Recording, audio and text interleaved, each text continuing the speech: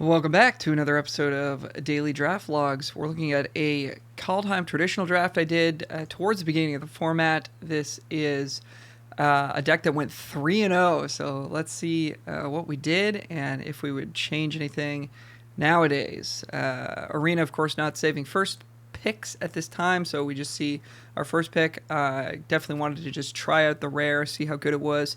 3 mana, make a 1/1, gain 2 life, and then hopefully draw a card the next turn. I think I thought that this was like whenever any creature with flying damages your opponent, like you could draw multiple cards with this on the second chapter. You definitely can't. It's just the one card that you'll get, even if you hit them with like 3 flyers. So this is kind of like a slow Cloudkin Seer, but it actually ended up being pretty good. But, you know, being 2 colors and whatnot, I don't know if it's the best first pick in the world, but we first picked it and we wanted to try it out. Let's see what pick 2 has in store for us. So we've started with a blue white rare that we think is pretty good and was okay. So we could pick up a blue-white Saga here to go with it. I'm not a huge fan of this one. It's a bit slow. It doesn't really affect the board or anything. Gaining life is good and very necessary in the blue-white deck, but I don't think this card has got enough spice to it that I'd be taking it second here. I'd be looking for something a little bit more powerful than even that to stay on color. Not much jumping off the page here. We could just pick up a Shimmerdrift Veil, know that we have a good dual land in our deck, and also, you know, leave ourselves open to splashing whatever might come after that. So I think my pick out of this pack would be Shimmerdrift Veil. It also gives you the option to draft Snow if you want. Other cards that could be kind of in consideration would be like Depart the Realm and Doomscar Oracle, but I don't think these are powerful enough that you want to take them here. So I would take Shimmerdrift Veil. Let's see what we did. We took Nico Defies Destiny. I don't think I would do that, but, you know, again, early in the format, just trying to see what's good, trying to take the uncommons and rares. So that's probably why we did that there. Pick 3. So we get 2 blue-white cards. So we're kind of forcing blue-white here, and we have some Foretell synergy now with Nico Defies Destiny, which is adding 2 mana to cast Foretell spells, gaining life for Foretell, returning Foretell from graveyard to hand. So looking like a pretty easy Augury Raven here. You know, one of the best parts about Nico Defies Destiny is that it can return a creature to your hand, albeit slowly. So I think we're picking up Augury Raven here. Ooh, we picked up Rune of Sustenance. Interesting. This is my favorite rune, and I think it's quite good in blue-white because you get to suit up your Augury Ravens with it and your Mistwalkers, and that can make it very, very difficult for your opponent to get through. So while I don't fully agree with this route so far, all these cards do go together in the sense that they all want to be in a blue-white deck together. And, you know, there is some value in taking the cheaper card here, even though the Raven does Foretell. Yeah, I do kind of like this pick. All right, pick 4. So, again, we're pretty heavy blue-white here already, so we're going to be trying to stay in that direction. There's always an argument to take Path to the World Tree and just try to stay open, maybe draft 5 color. We could just, like, sort of splash Raven's Warning or whatever and forget about Nico Defies Destiny if we wanted to. If we really want to stay on the blue-white train, I think we just take Stalwart Valkyrie here. It's a great target for the rune. It's just a good flyer. Blue-white flyers is always a good deck, and it's a good deck in this format. So I think I'd be on the Valkyrie here, but I could also see an argument just taking Path to the World Tree. Took the Valkyrie, makes sense. Pick 5. So Rune of Flight doesn't have the same oomph in blue-white as it would elsewhere, since most of our creatures are going to have flying naturally. That being said, it still cycles. It can pick up the 2-drop, 2-mana 2/2 lifelink, which I can't remember. Story Seeker, I think the name of it is. And then you've got yourself a nice threat. So, you know, the runes are never bad pickups. They're never awful in game. You can even stick them on your lands if you just need to draw a card. So I like taking Rune of Flight here, I think, over Disdainful Stroke and God's Hall Guardian. We're going to try to wheel one of these 2 cards. They both fit in our deck well, but Also, putting a rune on a God's Hall Guardian is pretty beastly. So I think we take Rune of Flight here. Not much else really jumping off the page. Rune of Flight it is. Pick 6. All right, so we've got a couple of options here. I like Spectral Steel a little bit more than I thought I would. +2/+2 is a lot. 2 mana is not that much, and then the fact that you get some value out of this after your creature has been killed, as long as you're not playing this into open mana and your opponent's, casting Depart the Realm on your creature in response, and you're just kind of getting blown out. As long as that's not happening, if you actually manage to land this on your creature, get in for a hit or something, and then sure they kill it with removal later. You can get a little bit of value, return a rune to your hand or something. So I actually do like this card. And making a 5/4 flying or whatever is pretty tough to deal with for your opponent. So they kind of just have to have Feed the Serpent or Demon Bolt, or they're just going to be dead in a couple turns. So I do like Spectral Steel here. Also like Depart the Realm. It's got Foretell, it's got Synergy, it's instant speed, so some people aren't going to be playing around it, and you can get some favorable interactions that way. There's also an Iron Verdict in the pack, which is a card that kind of gets better as you get more defensive. And in my view, we're looking like we're kind of trying to be like a Tempo Flyers deck here. The Nico Defies Destiny is a bit of a control card, but Valkyrie wants to attack, Rune of Sustenance wants to attack, Rune of Flight wants to attack. We want to get on board, we want to pressure our opponents. So I'm not super psyched about Iron Verdict, but I'll play one or two. So I think the pick for me would be Spectral Steel here, just because we do have 2 runes to get with it later, and I think sticking this on a flyer is a pretty big game. So we'll see what we chose. Here we chose Iron Verdict, so grabbing a removal spell and the Foretell Synergy. It makes sense to me. I just don't think this card is quite as powerful and a ceiling as Spectral Steel, but hey, this deck went 3-0, so what do I know? Next pick. Pick 7, pretty much nothing for us in this pack. I guess we're just picking up Mists of Lityara, but I think there's a pretty strong argument to just take Feed the Serpent and see what happens. We haven't seen like a ton of good blue so far. We opened this rare. This uncommon I don't think is that good. Rune of Flight is very medium as well. So there's a real chance that we get cut out of blue and maybe want to play black-white. So I think I would take Feed the Serpent here over a card like Mists, which is just below replacement level, and I'm hoping to not play it. So we past self took Mists of Lityara. I would take Feed here. All right.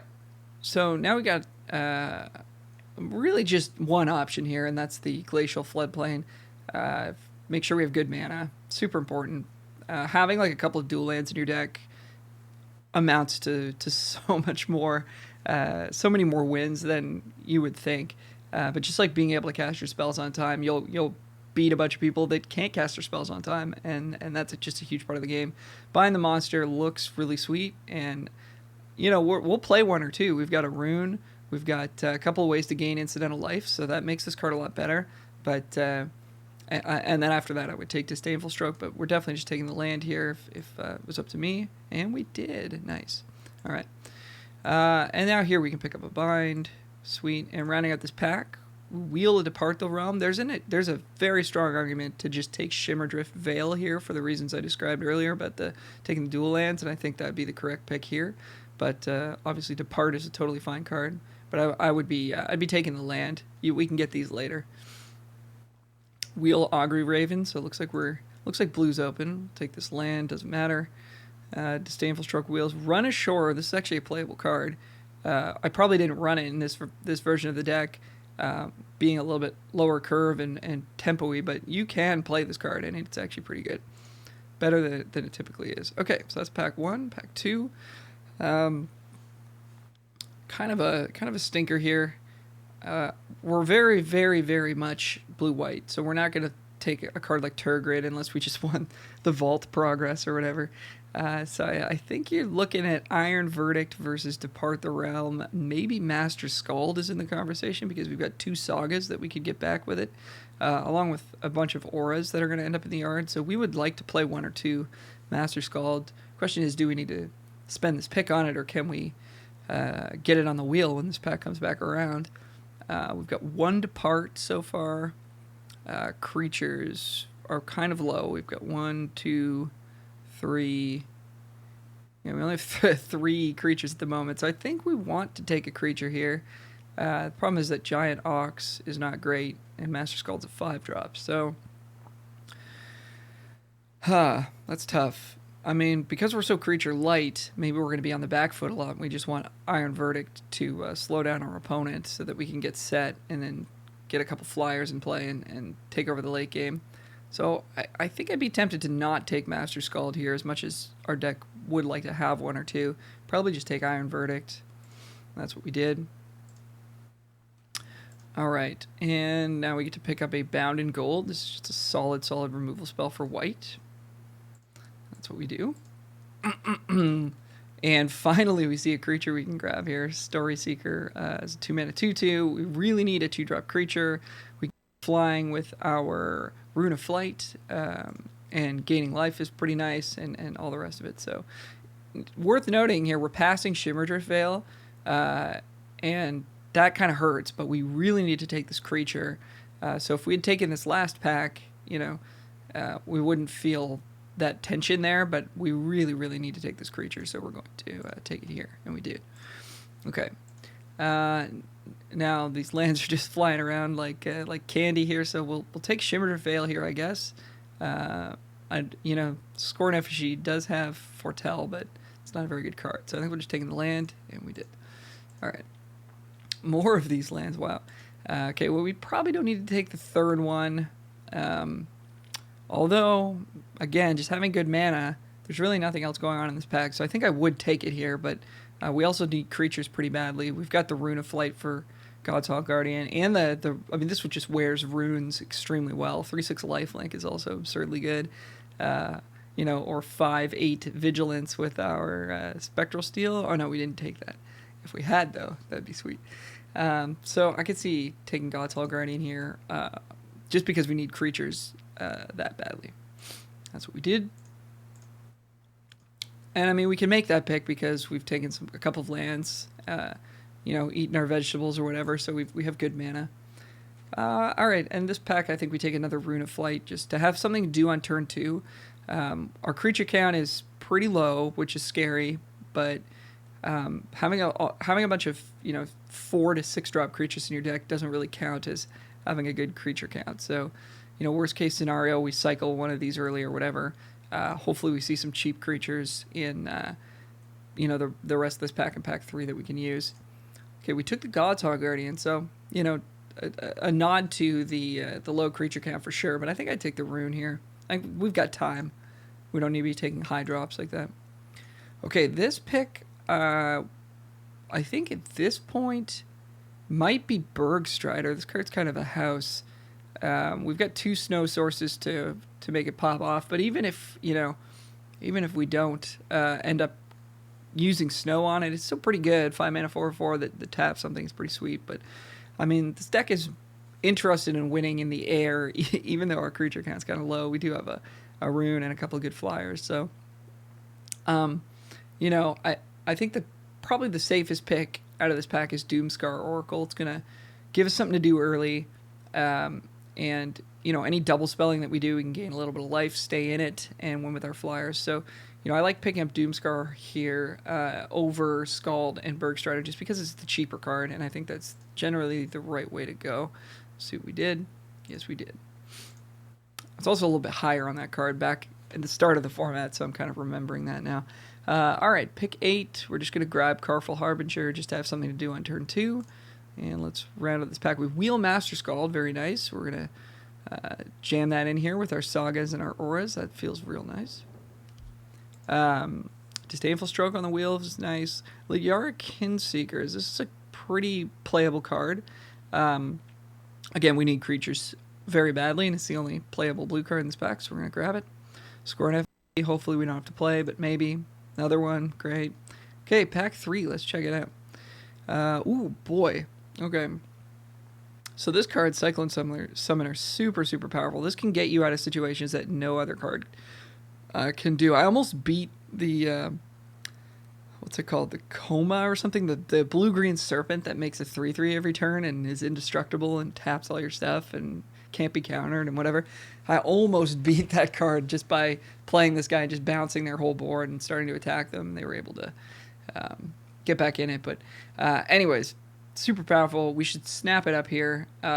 Maybe I didn't know this was good at the time, and 7 mana seems like a lot, so I might have taken Augury Raven, but definitely take Cyclone Summoner. Even in a deck with no giants, if you pick up a couple of Mistwalkers, we already have Elite Yara Kinseekers, any Shapeshifters not going to get bounced by this.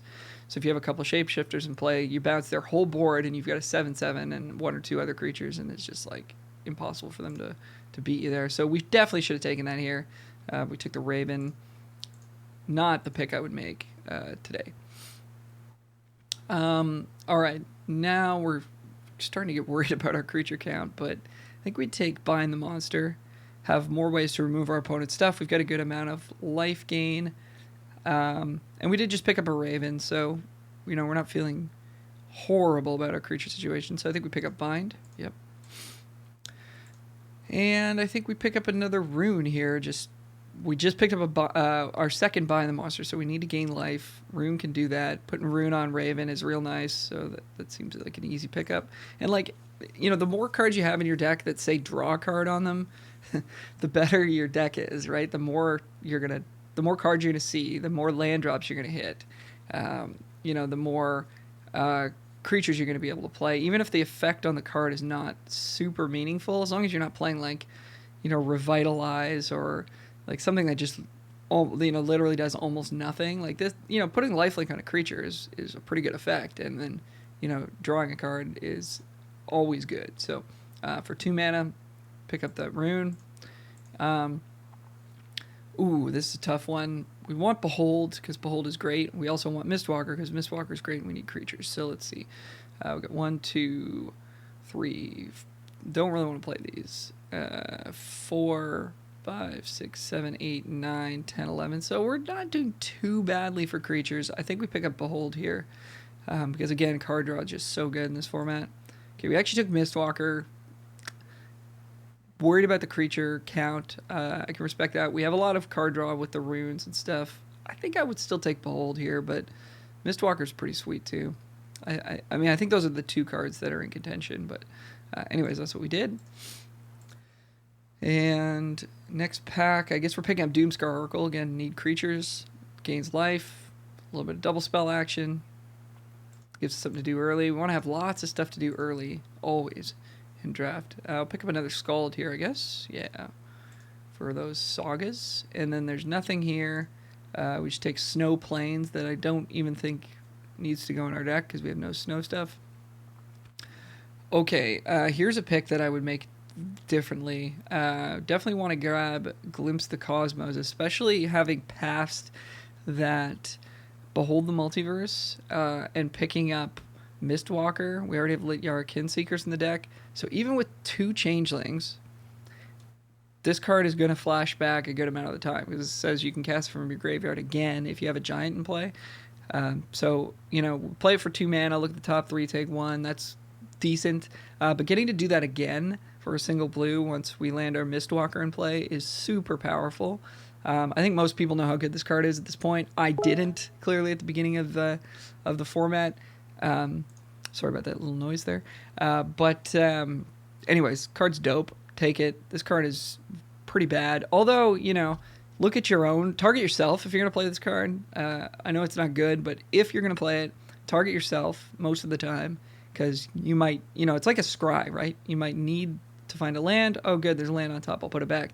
Or I really need to find a land. There's a creature on top. I'm going to put it in the graveyard so I can hit a land. So anyways, but I would take Glimpse here. Rounding out this draft, Goldmaw Champion on the wheel. That's pretty good. We need creatures.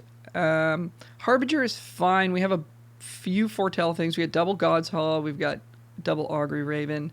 Again, we need early plays. I don't really like this card very much, but again, we want something to do on turn 2 in terms of playing a creature, and accelerating out a Raven or something is I think the right pick here over the Kinseekers, especially because we didn't pick up Glimpse. If we'd picked up Glimpse the Cosmos, we should have taken Yara Kinseekers here, but that makes sense. Another Scald. So now we have 3 Scalds. That's probably too many, but that's what was in the pack. Third Bind the Monster I actually think we can play because of how much lifelink we have. And Revitalize is not going to make the deck, and Strategic Planning is not going to make the deck. So here's where we ended up. We just played the 1 Bind the Monster because we have double Iron Verdict and Depart the Realm, Disdainful Stroke, and we had a Bound in Gold as well. So a lot of removal, in the form of like Foretell cards, which we actively want to play because of Nico and Carful Harbinger. And then, we just need to make space for some actual creatures to do some stuff. So we're playing both Harbingers, Story Seeker. At 2, we would love to have more 2-drops, but we just didn't see them. Double Doomscar Oracle, Goldmouth Champion, Mistwalker, all like solid 3-drop creatures, and then some good flyers. Just the 1 Scald and double God's Guardian. So yeah, this deck ended up going 3-0. I don't remember too much about the games other than putting lifelink on your flyers is really powerful, and using Master Scald to rebuy Raven's Warning definitely mattered a bunch. And, just having access to Rune of Flight on Story Seeker or even like a Doomscar Oracle, flying is just so good, and a lot of decks just can't really deal with it. So just kind of a straight-ahead Blue-White Flyers deck, and did really well for us. So hope you enjoyed the video. If you'd like for me to review one of your draft logs, post a link to it in the comments here if you're using 17 lands or something like that. This is 17 lands that we're using here. And you can also post it in the Discord, which will be linked in the description. And you can also find me on Twitch, get a hold of me that way, twitch.tv/alromusic. Thanks for watching. Talk to you soon.